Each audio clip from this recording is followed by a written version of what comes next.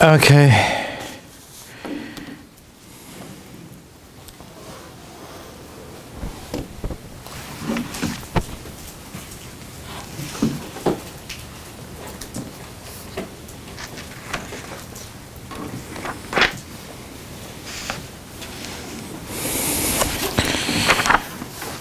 All right, we continue to read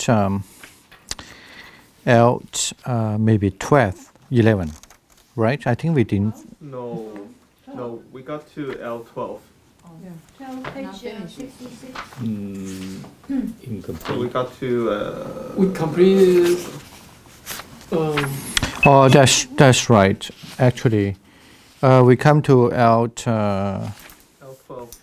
Well, we didn't finish it. No, we did not.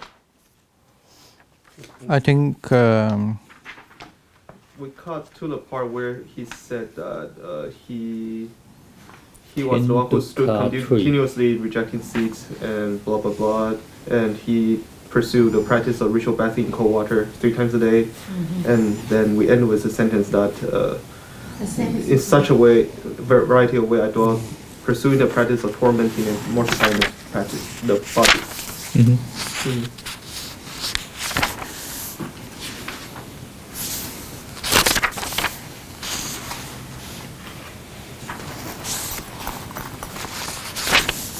so. We are on page 56 on the book. For us, it's 66.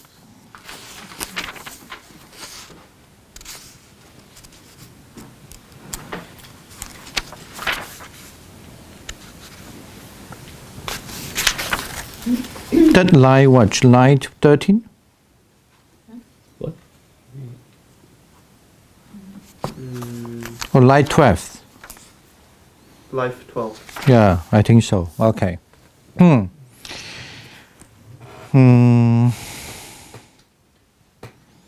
Let me see where we was. I think that I mean, to my book is on page 56, line 12, and then. So after I was one who pulled out hair and beard, right? Pursuing the practice of pulling out hair and beard. Yeah, I think so. I was the one who stood continuously. I think we didn't read that. We did.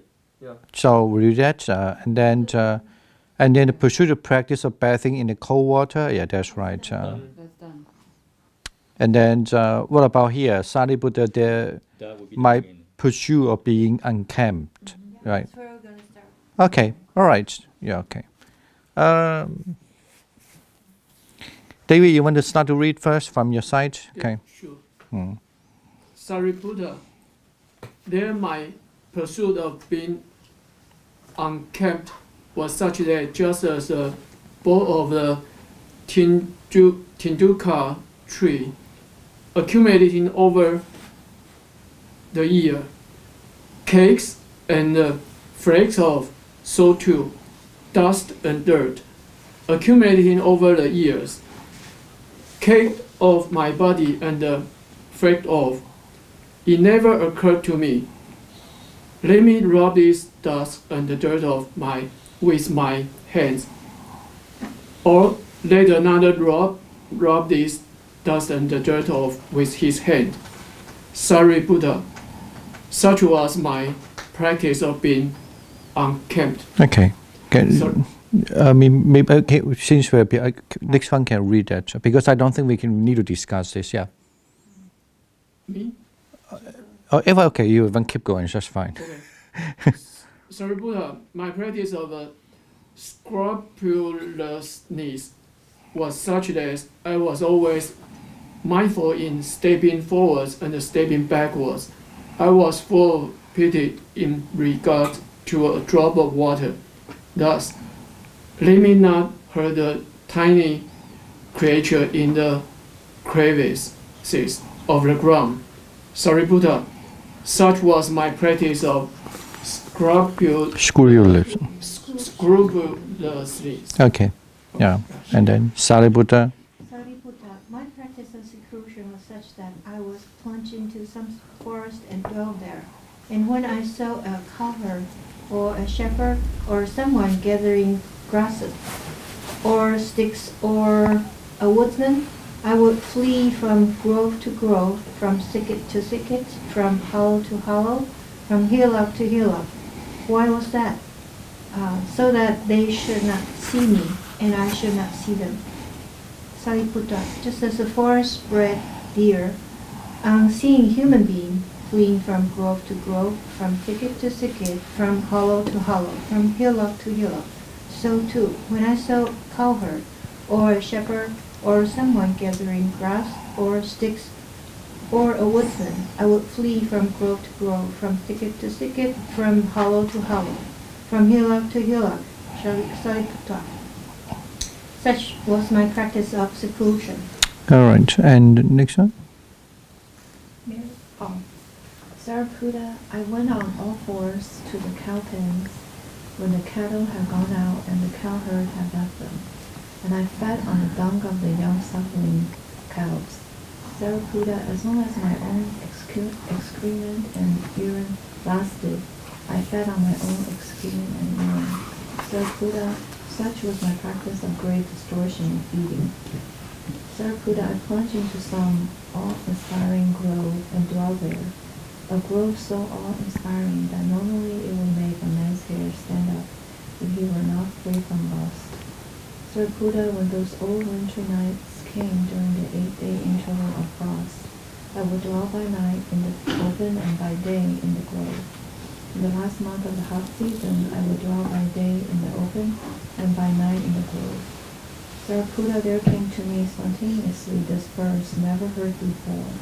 The sage has engaged in searching, being heated and chilled, alone in the awe-inspiring grove, naked, no fire to sit beside. Sariputta, I made my bed in a charnel ground supported on a skeleton. Sariputta, cowherd boys came up and spat on me, urinated on me, threw dirt at me, and poked sticks into my ears. Sariputta, yet I do not recall that I ever aroused an evil mind of hate against them. Sariputta, such was my abiding in equanimity. All right.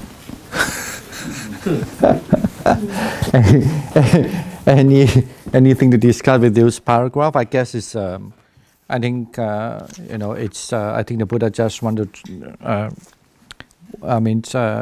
Told the Sariputta how he, before he was enlightenment, when he was really give up his meditation skill, he would say it, but only living in the austerity.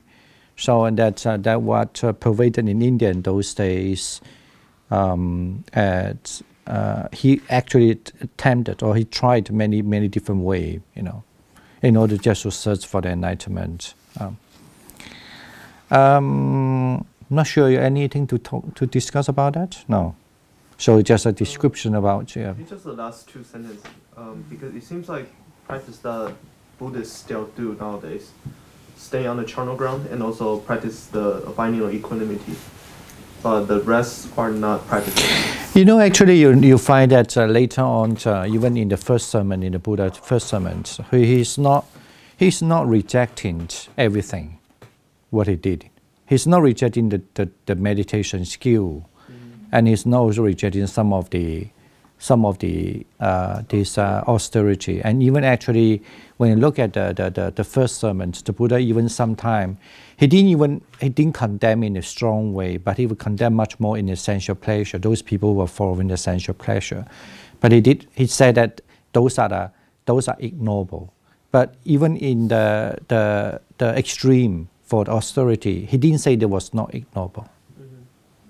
It kind of like he left that word. I mean, I even looked at the Chinese also. I think the translation looks like the Chinese also retain the same way. I mean, they did. I mean, looks like maybe the original way that the Buddha departed also when he was condemning the people doing austerity, but he actually in some way not saying that they are totally wrong.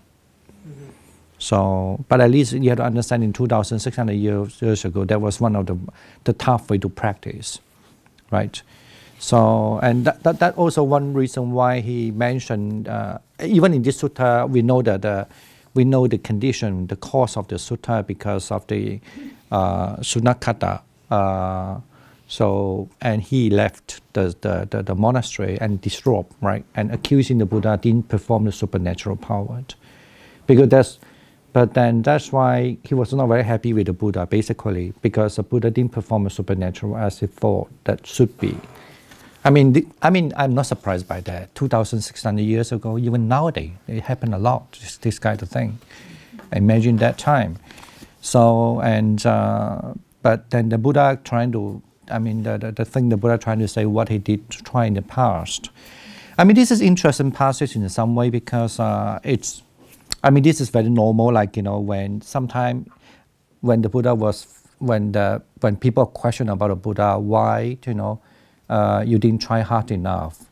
So kind of like you didn't try hard enough to maintain the good Sangha, maybe somewhat. Then it happened that then the conversation go on, right? And then like Sariputra as one of the chief disciples, and then you would just start to telling him so that, somehow like I never tell you all this. Now let me tell you what happened in my past, what did I try before I get enlightenment, So, because I'm sure that you know that I also understand more or less like that because when I become a monk also, I think that's also what I might encounter. So I hardly ask my teacher what happened, what did he practice, what happened with him. One way because I feel not very polite, almost like if you're asking all these questions, like you're also challenging me in some way, right? And in other words, sometimes, of course, as a teacher, he could refuse to answer the question for many reasons. But for one thing is that being a student, you have to ask, but not afraid of when the teacher is not going to give you an answer. Because sometimes you don't give an answer for many reasons. I'm not going to say what, there are many reasons. But you had to give a chance to ask, right? Like that. I'm sure that Sunakata never asked the Buddha, what did he try in the past? What happened with him, And maybe he was afraid that even if he asked whether the teacher, you have a supernatural power, then he would be, because, sometimes you do find in sutta, sometimes the Buddha give different answer with regard to the supernatural power also. So, anyway, I guess the source is very interesting. It's kind of like because we're reading the original Buddhist text, and you do find it even in Chinese as well. 在本释经里面, if I'm not wrong, and then you do have a lot of these kind of sources. But of course, I'm sure that when you see the Buddha's life, nobody write this kind of thing because it doesn't sound very. The Buddha doesn't sound like the Buddha is very honorable in a way. I can. But I guess, when those who learn the Dharma, I think it's good enough that you certainly would appreciate the Buddha was very honest saying what in his past, what he did, right? He tried that. In other words, he wanted to show, he tried very hard, he lived in all these places. Even people poking his ears. So he didn't really respond in a way back because that, at least at the time, is a way that a practitioner should have the kanti, right? The patient, lenru ma. So they should have those things, Okay. I'm not sure whether you met people because in India, when I was there, I do met some of the so-called these kind of people practice austerity. But at least they have to show they're very, very, very, very gentle, and they might be very. It looks really dirty in a certain sense. Like here before, they have the dots on the face, and here they don't care. They should not care because this is what they think that is one of the practice. They should not attach on that. They have to clean it, right? However, but it looks like they are very gentle, so something like that. They are very soft and very gentle. Okay. Okay. If nothing, then we can. Not any comment? Yes. 师父刚才说这个是那个什么本身经，这不是大师子后经吗 ？No. I was saying in Chinese， 不是本身经，在本释集，好像本释还是什么，很多在佛传里面很多的，对，那边有很多佛传，对。我听错了。I'm curious. Yeah. He said that he's always open, in the winter time, in the summertime. What kind of temperature? We're talking about? Well, usually people believe in those days in India maybe about 4 or 5 degrees from now, different, little lower. Now our temperature is higher now. I guess there was some people do research about the weather in the past. In India, you can just think nowadays how the Indian weather is about. Maybe, I mean, when I say 4 or 5 degrees means Celsius, maybe there were 3 to 4 degrees Celsius different. So it was quite a mild weather in those days. I mean, now, let's say during the rainy season is about 32, right? 30, how many? 32, or say 30 degrees generally. So in those areas, like in this, what do you call, Nidan, in that, the where he got enlightenment area, maybe about, if he during the, I think now it's 38, because, but when I was there, it's about 32, something like that, I guess, because the population is very high now, and the density is very high. So say 32 to 33, but during the colder season is about 30, yeah, say 30 degrees. It was about 28 or 22, 26, like that, you know. Yeah. You mean Celsius? Yes, we are talking about, they use Celsius, we never use Fahrenheit, yeah.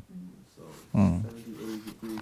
So the range is really very narrow, actually. The so-called hot and cold is really narrow range. Yeah, of course, it's 25 to 30. Yeah, of course, it's not very, not a huge difference, but still, yeah, it's not like here, of course, yeah.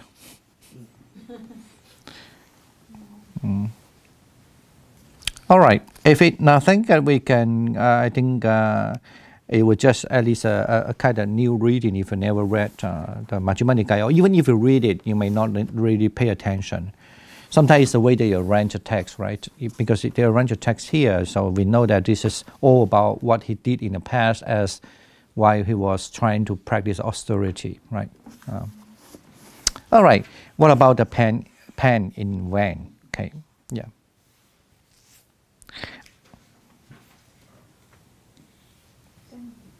In this passage, the Buddha explains that prior to his period of extreme asceticism, he realized that awakening was not possible for those religious practitioners who were still attached to sensual pleasures.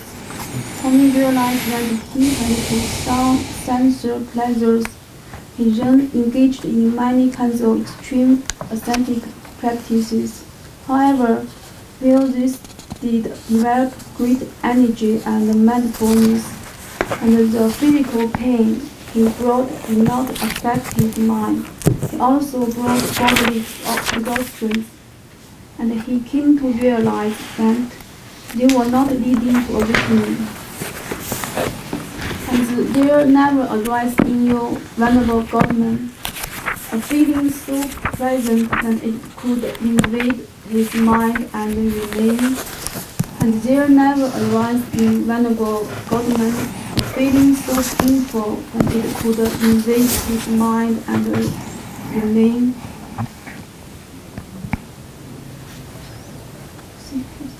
Agivesena. Yes. Agivesena, searching for what is wholesome, seeking the supreme state of sublime peace. I wandered by stages through the Magadan country until eventually I arrived at Uruvela near Sana Nigama, where I saw an agreeable piece of ground, a delightful grove with a clear flowing river with pleasant, smooth banks, and nearby a village for alms resort. Agivesena, I considered, agreeable is this piece of ground. Delightful is the grove with a clear flowing river with pleasant, smooth banks, and nearby a village for alms resort. This place will indeed serve for the thriving spiritual extension, exertion of a client's mind intent on thriving. Agivesena, I sat down there with the thought, they will serve for thriving. Okay, So anyway, so I get this passage is about the penning way, but this the dialogue I came from a sutta called Mahasatchika Sutta in the Chinese. I mean not in Chinese. In the Pali Canon is number 36. So Mahasatchika, of course, is a name. Satchika is the son of one of the believer of the Niganda, I mean the Jainism. But when he addressed the Satchika as Agivesana, but if you look at the term, generally mean the people who are attended to the fire, the fire attended. So because as we generally understand, especially from the Buddhist perspective, in those days, the Jainism always, they do the practice they talk a lot about heat, about the fire, heat and so forth. Anyway, now actually this discourse also have the cause why this discourse come along. Then the Buddha started to describe about what kind of practice he did. In the early time, he was telling the Sariputta, right, about what kind of austerity he tried, and also he also illuminates some of the austerity that what give him some of the kind of like positive effect also, like or you could say that he was success in doing so, that he could remain very calm. Okay, but here it's the picture is a little different. The picture is just going to talk about that the Buddha actually, while he was practicing, continued this austerity, but not on the outdoor already, but now in the place near the river. The river is called the Uruvela. That's what Chinese usually translate. In the Uruvela. So, but Uruvela, if you've been to India, when you look at the river, it's quite a long river, not as very, very long, but it's quite a long. But then in the Uruvela, near the called Sena Nigama. Okay, Nigama means a village, usually translate. Okay, Sena is mean Jiangjin. Sena mean general. General, yeah, sorry, yeah, the general, the village of the general. So, of course, we don't know. Maybe in those days they do have why they call it village of general. We don't know now. At least I didn't check. Commentary didn't mention anything about that, but maybe.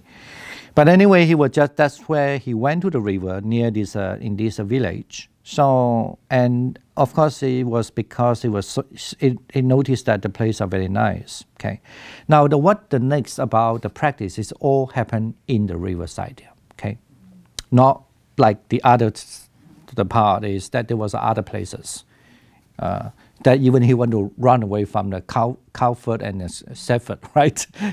He didn't want to meet anybody. But here, he would particularly went to that area. Okay.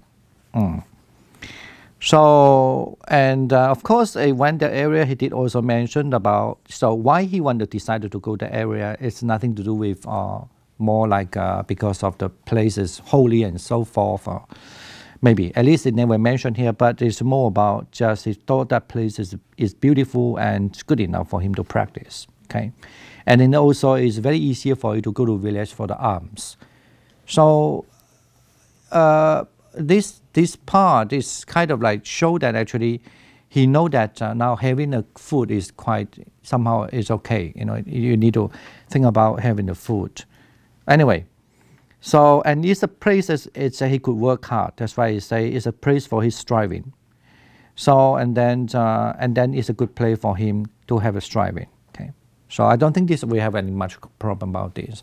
But we must understand actually the origin of the text is, origin mean this is an extract from the Mahasatchika Sutta. And the Mahasatchika Sutta, the Satchika, this Agivesana, he came to challenge the Buddha. Because to his practice, he know that there are people who practice the physical endurance. And then, they could sometimes because they don't know how to take care of the how to really practice the physical endurance of the pen and the physical, so they will not succeed. And then, but anyway, the discussion basically is more like that. But then, when he challenged the Buddha did say that actually that emphasis on the Buddhism is not only just endurance in physical, but also endurance in mental part too. That was how they have this conversation going on. And then during the conversation, So that's why I say, here they say, as you don't understand the development of the body, from where would you understand the development of the mind? So, nevertheless, as to how one is undeveloped in body and undeveloped in mind, and developed in body and developed in mind, listen and pay close attention. I will speak. Okay. So here, actually, this is the text the Buddha started to tell the Satchaka that when you practice, that you must understand how to develop the body, basically, and the mind as well. So, but when the conversation was going on, I'm not going to say in the detail now, but the interesting is that when they have this kind of conversation going on, so kind of like actually the Aki Vesana, he doesn't believe that Buddha really have those experiences. You know, that's what he say. He kind of like, he doesn't believe the Buddha have the experience. That's why he say, when the Buddha trying to explain something, how he understood, you know, endure the physical is also endure the mind. Endure the mind is also endure the physical. Somewhat similar to this kind of concept. So at that time, so, and then when he want to elaborate further, because the Buddha say, when that pleasant feelings had arisen in him, it didn't invade his mind and remain because of his development of the body. When the painful feelings had arisen in him, it didn't invade his mind and remain because of his development of the mind. In other words, mean when there's a pleasant sensation comes, you know, so it didn't come to, it would not really attack in his mind. In other words, mean he would not infatuated with the pleasant sensation, because he has developed the body. So when there's a painful feelings comes to him, he didn't invade his mind and remain because he developed of his mind, you know. So when he say that, I mean, because he also asked the Akis Vesana, do you understand? He said, I don't understand the mind part. He agreed with that. But the problem is, he was kind of like mocking with the Buddha, saying that, okay, I know you are, I have confidence with you. So I know you could do that, develop both things. You know, but the interesting then, the Buddha would say, Atthakode ayang akivesana asatya asadeti upaniya vajapasata. Basically mean, say, no, sorry, asatya upaniya vajapasita api jate ahang pyakarisami. Basically mean, you are being rude. In the text, the Buddha say. And then you also have this presumptuous speaking. But nevertheless, I will tell you. Okay. You know, that's why we come to this passage. The Buddha start to relate to in the past when he went to that place. What happened? You know, he had pain. Not that we don't have pain, but you know, he was presumed because he still believed that, you know, in Indian context and or in his tradition, when you be a really powerful practitioner, you should be really, you know, can endure such a powerful pain. That's why you can overcome your defilements. This is how you get the enlightenment. So, but then when the Buddha started to explain a little bit thing, and he kind of like, okay, he didn't understand what the mind part is, because to him it's about all body go. You know, if you can, your body can have a different tortures that could do this and that. Oh, you're a great master. So that's why he wouldn't understand what is the mental part of that part. That's why he was mocking.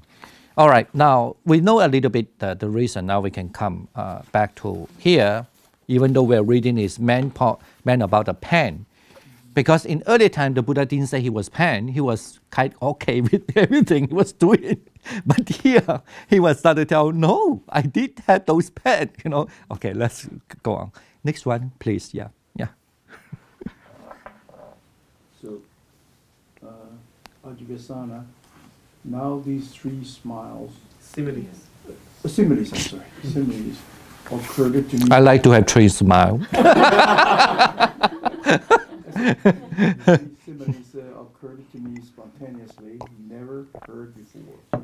Namely that, just as a submerged or damp piece of sappy wood cannot be set alight with a fire drill, but a dry one can be set alight. So only those renunciants and Brahmins who live bodily withdrawn from sensual pleasures and whose sensual desire, affection, infatuation, thirst, and the fever for sensual pleasures have been fully abundant and suppressed internally. Whether or not they feel painful, racking, piercing feelings due to exertion, they are capable of knowing and seeing the supreme awakening. Ajivasana. Agi, actually.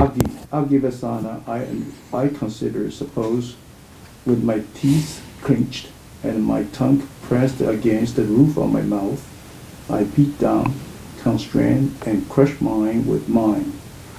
Ajivasana, so with my teeth clenched and my tongue pressed against the roof of my mouth, I beat down, constrained, and crushed mine with mine.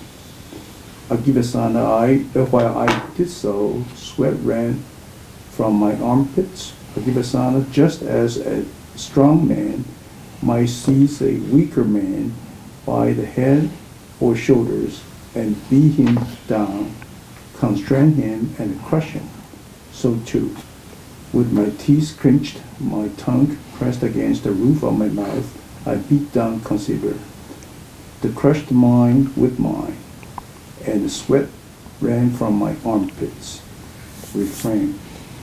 Ajivasana, although tireless energy was around in me and unremitting mindfulness was established, my body was overwrought and strained because I was exhausted by the painful striving, but such painful feeling that arose in me did not invade my mind and remain. Okay.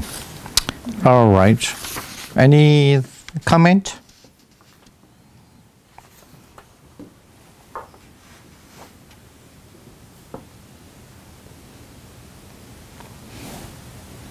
David, I remember last time you were in charge of this paragraph. Anything to say?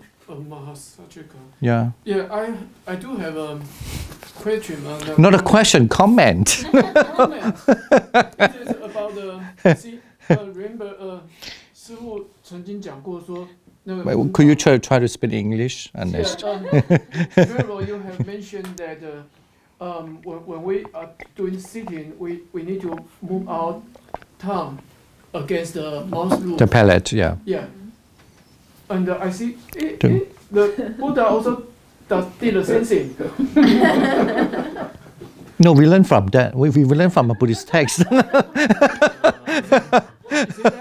Yeah, we learn from Buddhist text because in other Buddhist texts, not only here, but the other Buddhist texts say that when he was practicing, he was doing this way.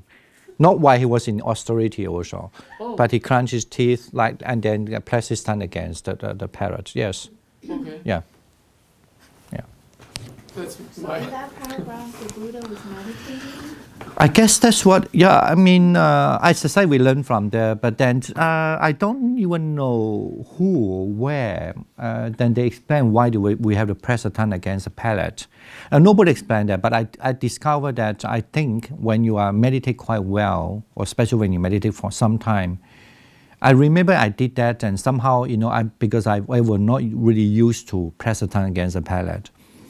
And that was when I was earlier time. And once I meditated quite long, and I think I was meditating quite okay, quite good enough.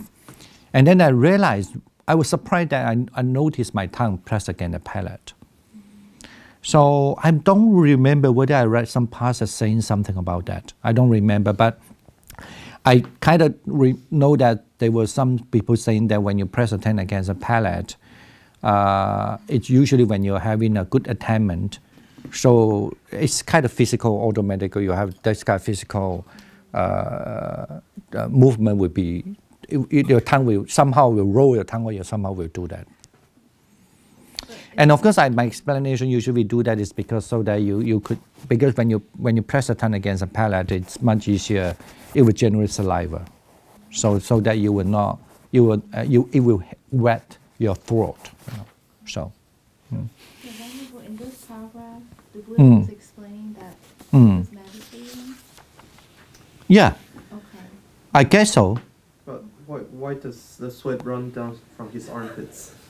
Yeah. I think he's trying to say that he's practicing something painful and he's suppressing his. He is. actively. He is practicing something painful, but I would say when I say meditating means, depending on the word, what you mean. To me, it means he was practicing. But I don't mean the meditate mean there's so many type of meditation, Because right? Next time Yeah. he says he has a tireless energy and with unremitting mindfulness. Yeah. But his body is overwrought in strength and he was exhausted by the painful striving. So he's. Here he didn't mention what kind of technique he was using, but the next one is very clear about the breath, right? So, I mean, look at the way that I look at the content. This is just my conjecture. My conjecture is that actually he was observing the physical body, that something to do with the breath or all kind of like the elements. This is my conjecture only. So. But the only difference, he was really here. He was really having a really tough kind of experience. With that experience, but he was saying that the pen, even though it's so tough, but it doesn't really disturb his mind, right? But why would he say, crush mind with mind? You know, that. Usually the term crush mind with mind, it's when you have something, depends on, I mean, as I said, we can never say for sure. We can only ask the Buddha if we meet him. So, but then we can only conjecture. Usually, this comes from other texts. Sometimes when you do have the same term comes, like the what one should call Vitakka Sutta. It's a talk about there were 5 kind of the how when you have defilement in your mind, how you can really battle with that mind. And this term also comes exactly the same. So yeah, so like when the people have a lustful mind. So like example, and then he tried to first way is try to avoid that. Let's say when the lustful mind comes, he tried to meditate on something unlustful, but it was not succeed. So and then one of the last thing to do, actually this is the 5th thing. There were 5 ways of doing it. And the 5th one, he would just read like, I will battle with you. I will look at what this lust is about. I will fight like that. So there was if you based on the Vitakka Sutta, that was mean the last mean that when your mind have a problem, you are not going to use any way now, not to. One way you have to make it slow. One other way is you make it like transparent. In other ways that you find it is really disgusting. And the first way is you change the subject. But if you could not do, the last one is to fight. Just fight. Okay. So. Yes. Not interesting? Interesting. I'm still trying to figure out what his purpose of speaking those 2 paragraphs right now. I think it is showing his determination. No, I think it has to do with the next one, of course. But the next one it's true that because then he stopped the breath. That's why I said he was certainly practiced with the breath meditation. But otherwise, why you want to stop the breath? If your meditation has nothing to do with the breath. So I think but the problem is that, like I know that there was some other teacher, even in the Buddhist circle, you have the teacher also say that you need to like meditate with a heavy breath. You need to really make your breath like this and all sort of thing.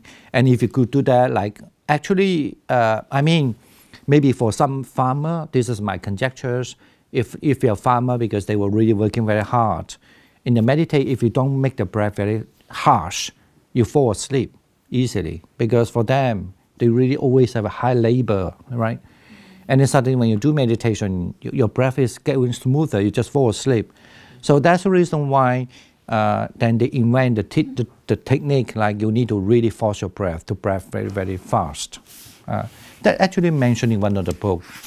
They saw the Living Master book. So, and then that become one of the popular technique. But and then some went there and asking, is it true that? And then also the requirement generally is said that if the original, but the teachers passed away already. Even the Buddhist, like no, I don't want to mention. It's not Mahasi. I don't want to mention the name. It's not very nice. So anyway, one of the teachers even emphasized that you definitely need to meditate there. If you want to learn meditation under me, you must sit there 6 hours. Without 6 hours, they have no way to go to teach you. He'll kick you out. No, sometimes some people like it. Don't be surprised. If I were young, I like it too. I would, because to me, to sit few hours fine, but 6 hours maybe a little challenge. But you never know. And when he give you that, so sometimes you like the challenge. But not only about the sitting for 6 hours. So sitting for 6 hours, I think is fine. The difficulty is you need to breathe. 6 hours. Okay. So he did mention that that it could be, I guess, it could be one of the reasons is this, that they have this sort of a strong breathing technique, So we know that actually by experience, we know that if you could able, even nowadays the science research tool, if we're able to do this like a strong breathing for a certain time, and suddenly when you slow down, you definitely have a very good trance. You suddenly feel like, and then even so, but since we're talking about austerity, I guess what the Buddha trying to say is that is certainly not for 10 minutes or 20 minutes, but must be very long. But I'm not saying he really practiced this, but I'm for sure that he was really something to do with the breath. But or you could just even imagine, otherwise you would practice something that even with the breath, but he was saying he had to really facing something. That's why he used that clenching the teeth, right? I guess, but we don't know what he's facing. So, all right. Okay. In the beginning of the paragraph, why is it that there's a little thing say refrain? Yeah, because the next one, the refrain here, the next one, they want to tell you that all the paragraphs are the same from the refrain. Oh, okay. Right? You see the next paragraph, from my ear holes, right? Then Aki Vesana, although tireless energy will arouse in me, and the same thing. They put that refrain. Okay. The same paragraph will be applied to the next when you see the refrain. Okay. All right. What about? Shall we read the next one? So. Aki Vesana, I consider. Suppose I practice the breathless meditation. So I stopped the in-breath and out-breath through my mouth and nose, Akivesana. While I did so, there was a loud sound of wings coming out from my ear holes, Akivesana, just as there's a loud sound when a smith's bellows are blown. So too, while I stopped the in-breath and out-breath through my nose and ears, there was a loud sound of wings coming out of my ear holes. Akivesana, I consider. Suppose I practice further the breathless meditation. So I stopped the in-breath and out-breath through my mouth, nose, and ears. While I did so, violent winds cut through my head. Akivesana, just as if a strong man were pressing against my head with the tip of a sharp sword. So too, while I stopped the in-breath and out-breath through my mouth, nose, and ears, violent wind cut through my head. Akivesana, I consider. Suppose I practice further the breathless meditation. So I stopped the in-breath and out-breath through my mouth, nose, and ears. While I did so, there were violent pains in my head. Akivesana, just as if a strong man were tightening a tucked leather strap around my head as a headband. So too, while I stopped the in-breath and out-breath through my mouth, nose, and ears, and there were violent pains in my head. Okay, let's just stop here at the moment. So here, of course, the Buddha mentioned that he was practicing a breathless meditations. So, and then there were 3 kind of conditions comes along when he did so. So all a painful thing, right? But the first one was more like the loud sound wind came up from his ear holes. So, and the second one was actually the painful sensation because he was closing the mouth, nose, and ears. So at the time, he could feel the winds cut through his head. And the third one was, so he's the violent pains in the head, almost like it was somebody like tightening a tough leather strap around his head, as a headband. So that's why I was saying that he was kind of like observing like elements, because it's very similar to that, because he was talking about the wind. He was not just only mention about the breath. So, and he could, even by practicing the breath, usually, at least from a Buddhist perspective, when you practice the breath, not necessarily have to look for other things, but only the breath. But here it did say that he aware that the wind actually really come there. But the only difference is that kind of little different from a Buddhist practice. He want to stop the breath. But that's having said so, it's very interesting that one of the movie called The Four Seasons, right? Made by the Korean. So anyone saw the movie? When I was in England, there was earlier time. One of the movie called Four Seasons, 春夏秋冬嘛 in Chinese maybe. No? Buddhist movie. Yeah, in Korea. A beautiful scenery. That on the lake, there's a middle, there's one temple there. Beautiful, beautiful scenery. And then that time it's just only one monk and then one samanera. So when then later on the samanera would grow up, but when he was a kid, right, he was kind of like very naughty. I have seen that. Yeah. And then when he grew up, then there was a woman came to the temple. I don't think it's not seduce him. It's anyway. It's a long story, but you should see that movie. But the last part is that there was one part of it is then when the monk about to die, he used the paper to close his mouth, close his nose, close his ear, and close his eye, right? And this is how he passed away. Is that considered suicide? This is like suffocating. No, but it showed that actually he's so powerful that he could just know that his breath going to stop. Yeah.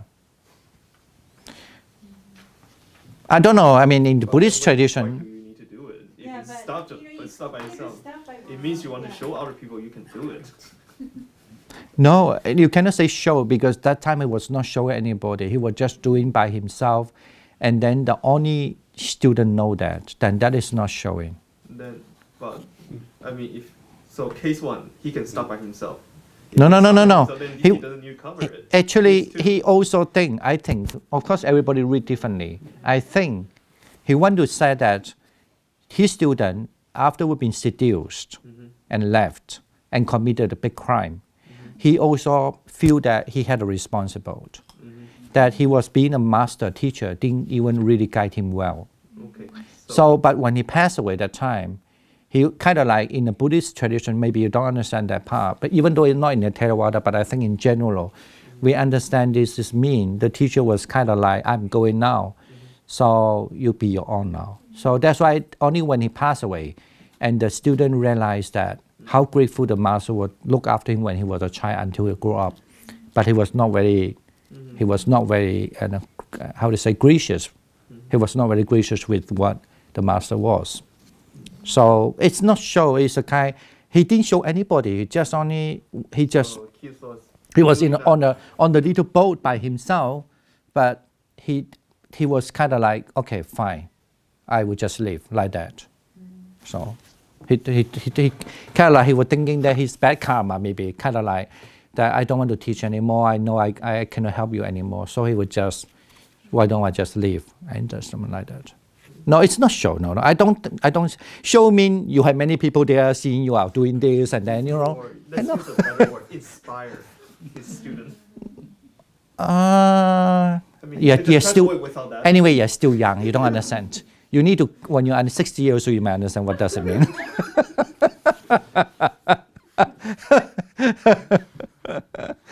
The movie is all about symbology. Yeah. Okay. Yeah.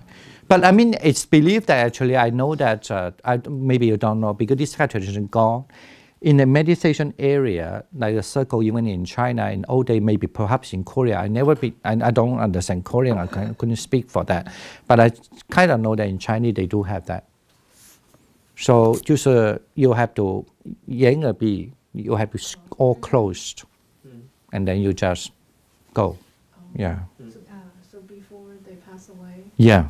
That's certainly for very. It's a kind of a powerful master. Yeah.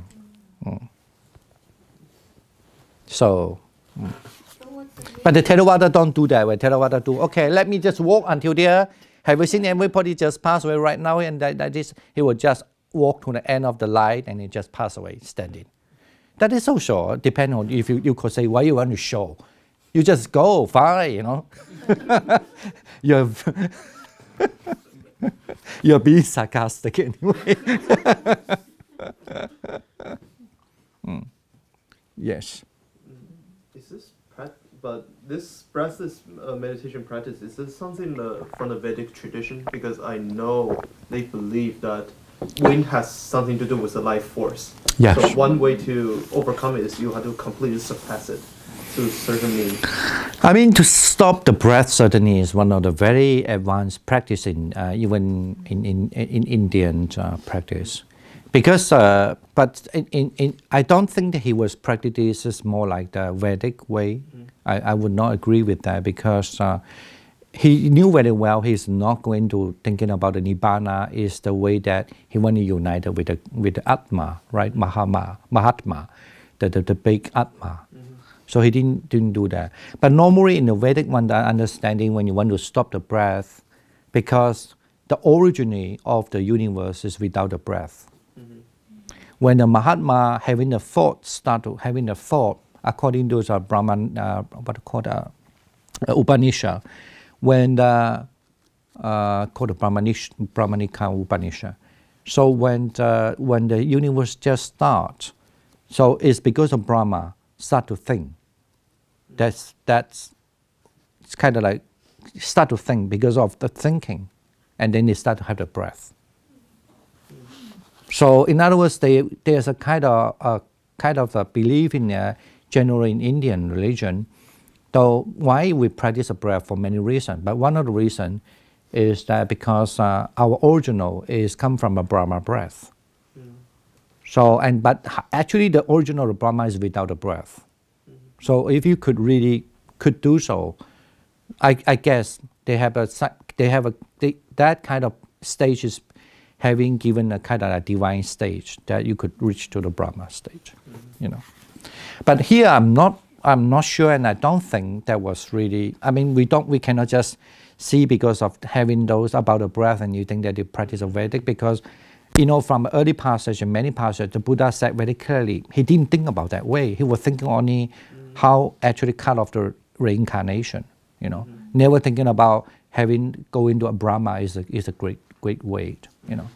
And it's very clear that's why he didn't go for the Brahmanical, rather he go for the recluse, you know, what we call a Shramana way. And maybe some of the Shramana maybe follow that, but at least it's clear a lot of Shramana, you know, not necessarily not believe it or believe it, but that was not their intention. So, yeah. Okay. Can someone show me how to breathing through the ears? No, you do. Yeah. You do. You try. Okay. No. I mean, you have to try. I mean, this is definitely you need to practice very long time. If you really just practice the breath meditation in the body, but you cannot just practice like what we say in the Buddhist way, but in breath and out in your whole body, you do find that even if you close your mouth, of course we can easily close your mouth, but when you close your nose, you don't breathe out. The ear started to like, you feel like there was some vibration in the ear. It's connected. Yeah. I mean, if you maybe do diving, you know, like you always have to pressurize your ear. Yeah. Because they're connected. Yeah. So you can.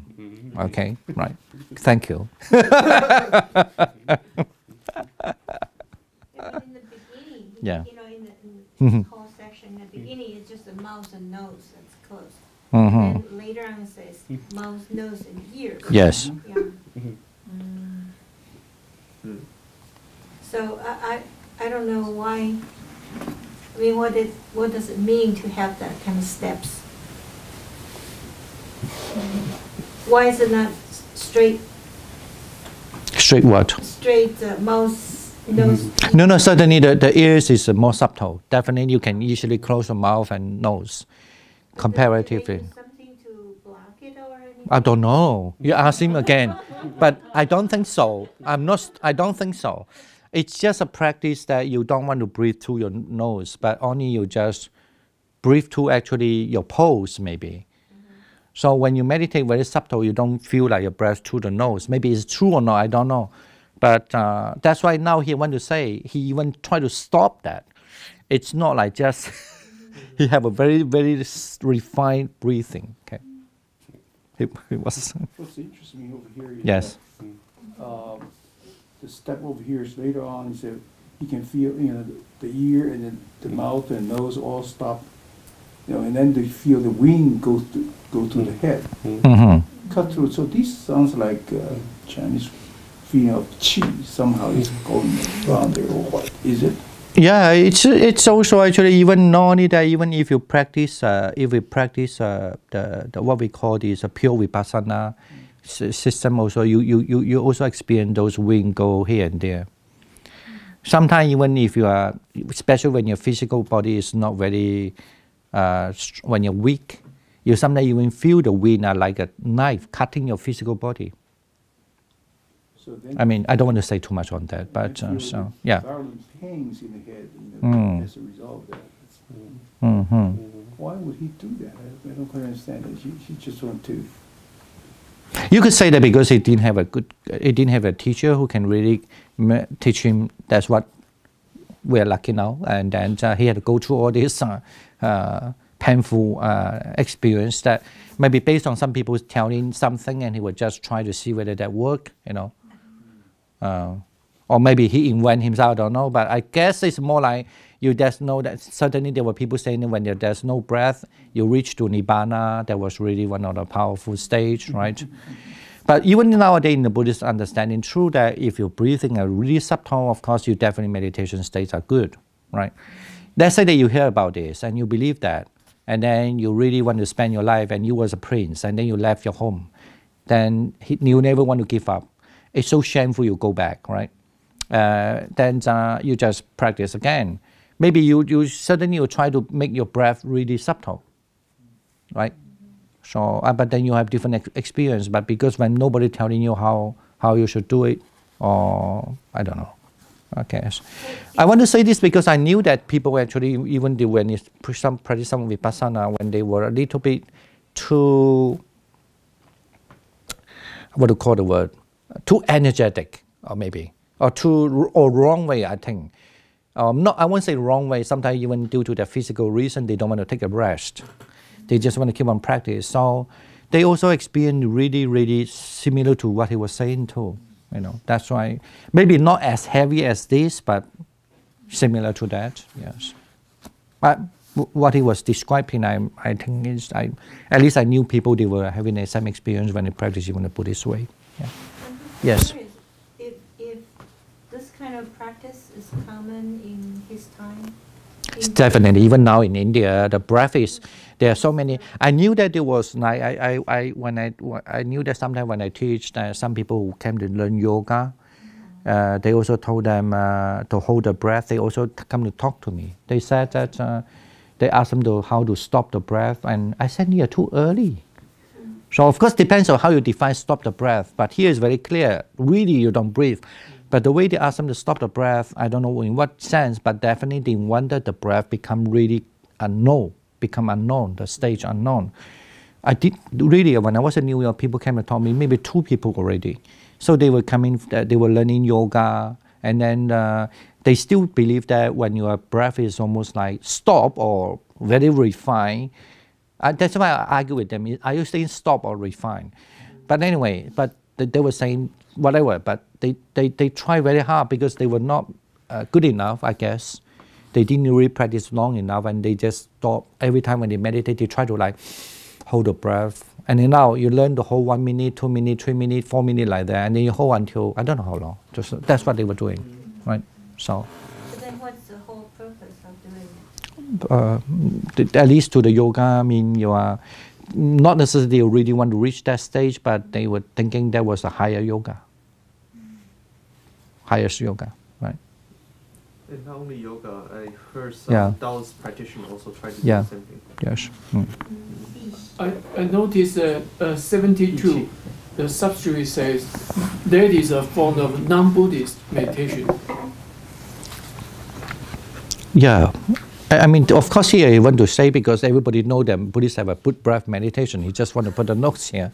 And he want to clear that this is not a Buddhist.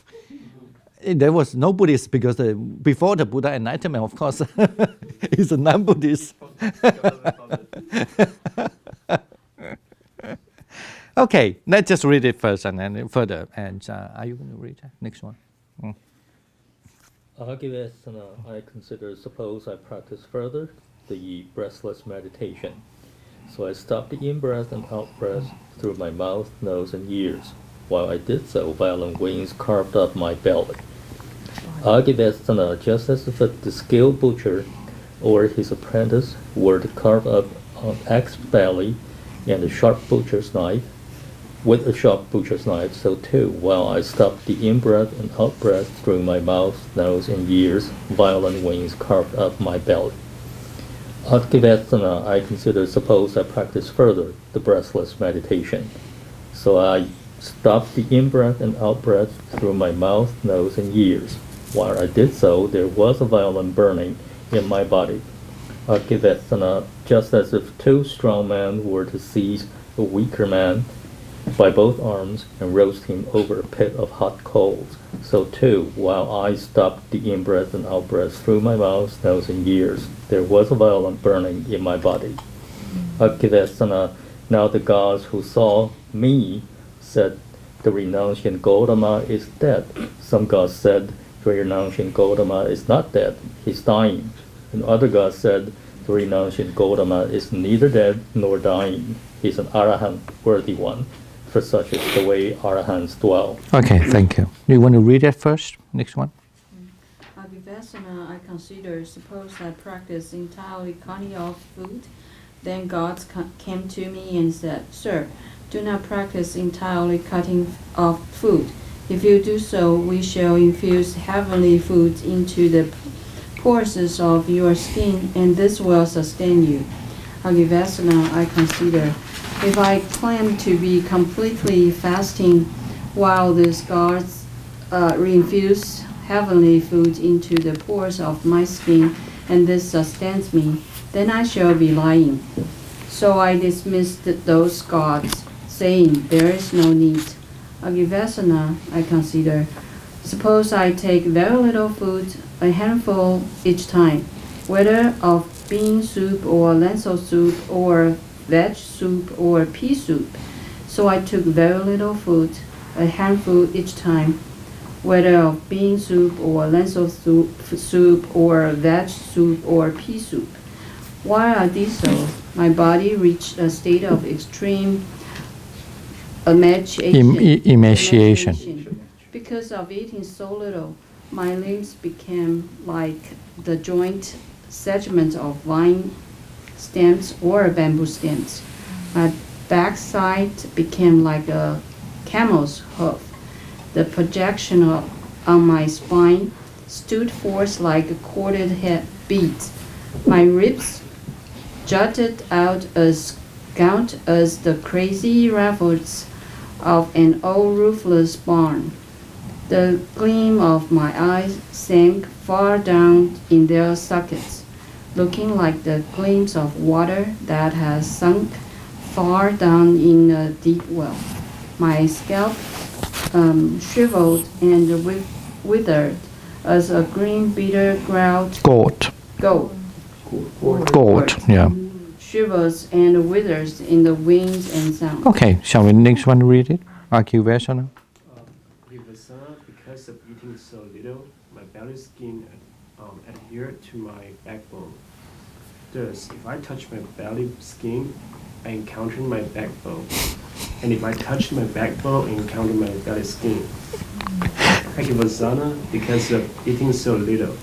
If I defecated, yeah. Or urinated, I fell over on my face there. Agivesana, because of eating so little. If I try to ease my body by rubbing my limbs with my hands and hair rotted at its roots, fell from my body as a rub. I give a sana. Now the people who saw me say, the Renaissance Gautama is black. Some people say the Renaissance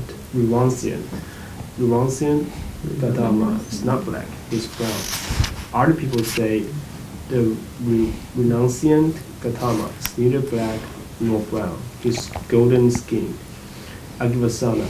So much had the clear, bright color of my skin deteriorated through eating so little. Okay, next one. So we can finish this paragraph. Yeah.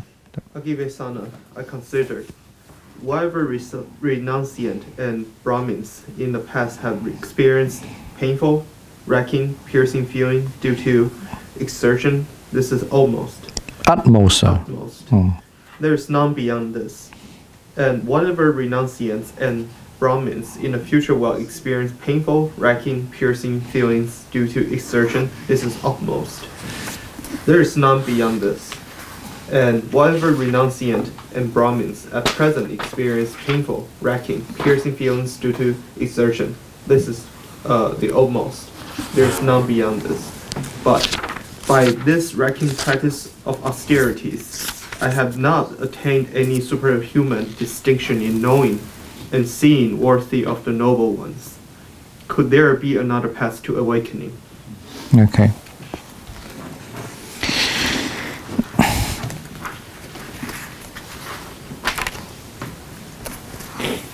Okay. So, any comment?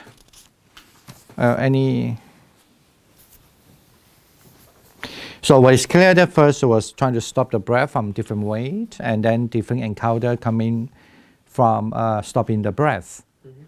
And then he want to go even further, that he doesn't eat much or...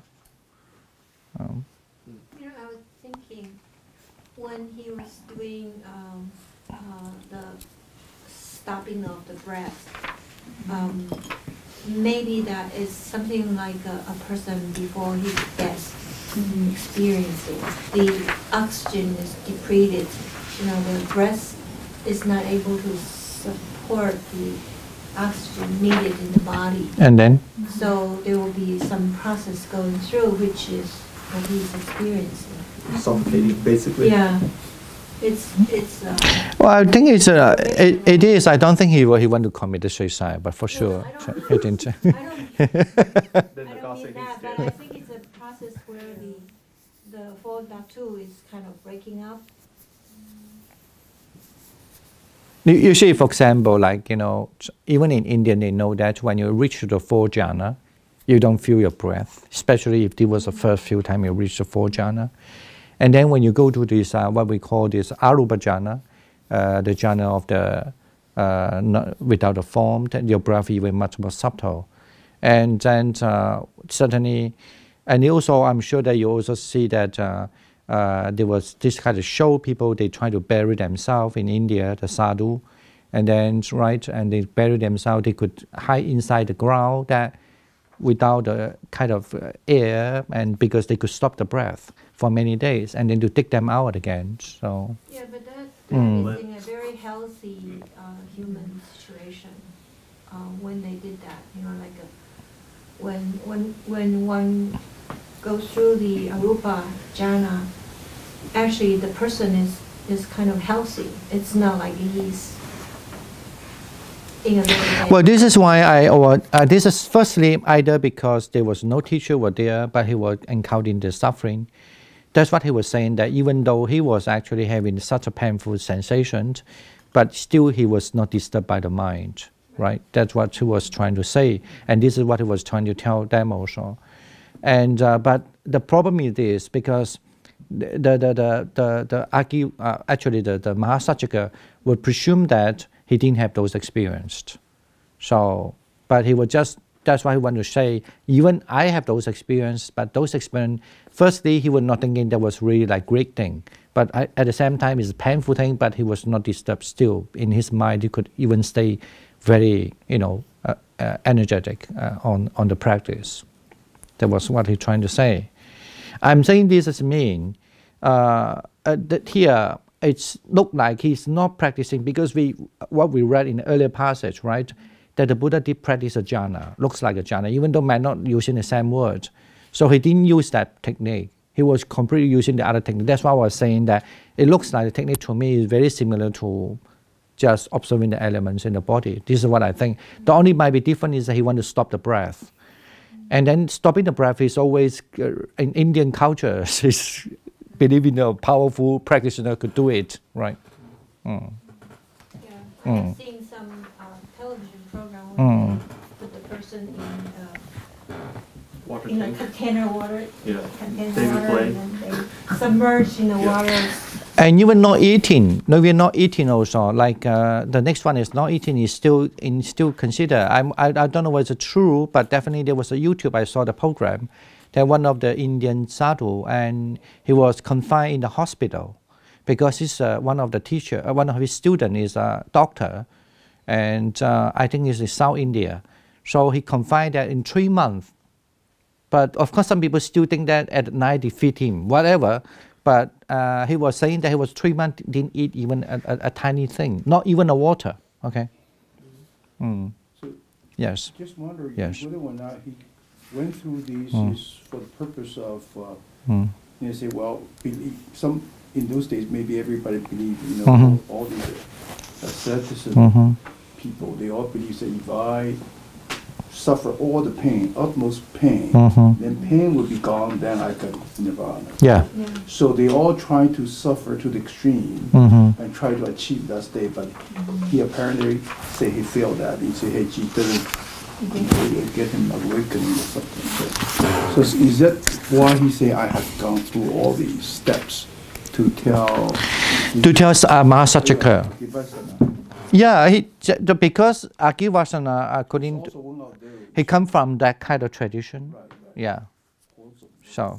The other question I have is arahat, the term arahat, new words for the Buddhism, or is it a word that's already existed before Buddhism? No, arahat was always there, the term. The arahat is always a term believed that. For example, if you look at the source of especially the Jainism, they have the term arahat. Even though they prefer to call themselves as what they call the term Tirinata, I cannot exactly now, for so many long time I didn't read that. But something Tirinata is something to do with somebody who crossed over the river and passed from the past, and heritage from the past. But they still have the term arahat, that powerful practitioner. Yeah, they actually it's the synonymous term for Daxiong, for Mahavira. Yeah.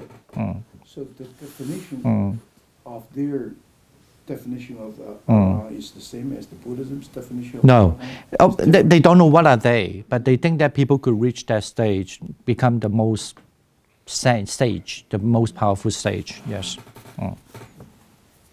By the way, the other day we have a debate, say, well, where is the Daxiong Baodian? The Daxiong, is it coming from I definitely know, because the Buddha actually did in some other place mention he is the Xiong mean the Vira mean the victor, the great conqueror. Because he could conquer the Mara, he could conquer the death. No, not necessarily. Yeah. Yeah, that's what he said on his first failed sermon. Yes.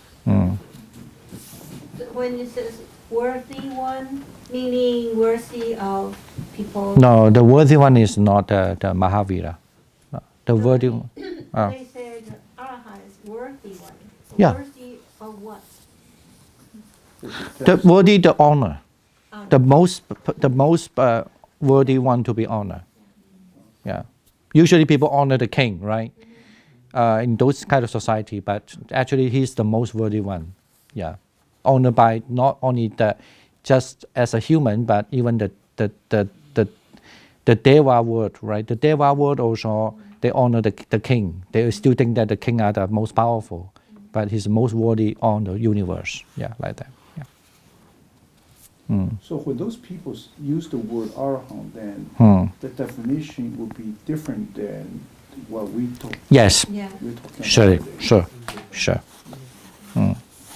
Why don't we just take at least 5 minutes break, and then we come back to read another one. Of course, we still can keep on discuss this if you want to. I think the next one is, I took some time to read the commentary because it's interesting. It's rebuffing the temptation of Mara. I think is much more graphical, you know. Okay, take a little break. Thank you. Yes. All right, take a little break. Yes.